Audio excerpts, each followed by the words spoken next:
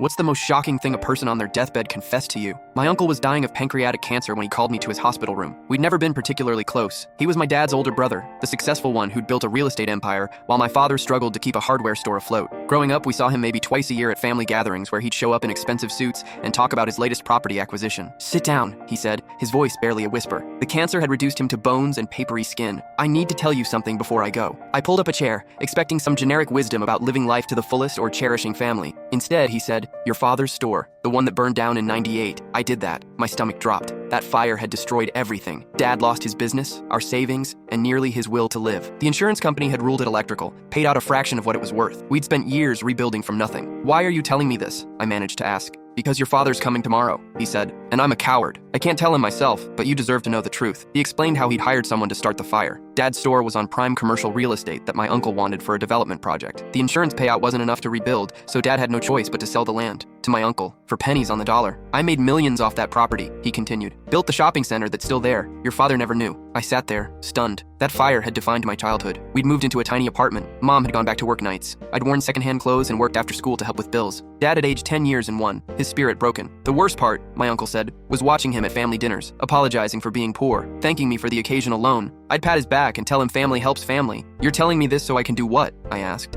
"Absolve you?" "No," he said quietly. "I'm telling you because my lawyer has instructions. When I die, there's an envelope. It contains a confession, signed and notarized. You can give it to your father or destroy it. That's your choice." He died 3 days later. At the funeral, Dad gave a eulogy about his generous older brother who'd always been there for the family. My aunt, the uncle's wife, approached me afterwards. "He left you something," she said, handing me a manila envelope. Inside was the confession, along with documentation of the land sale, the development profits, and a check for $2.3 million.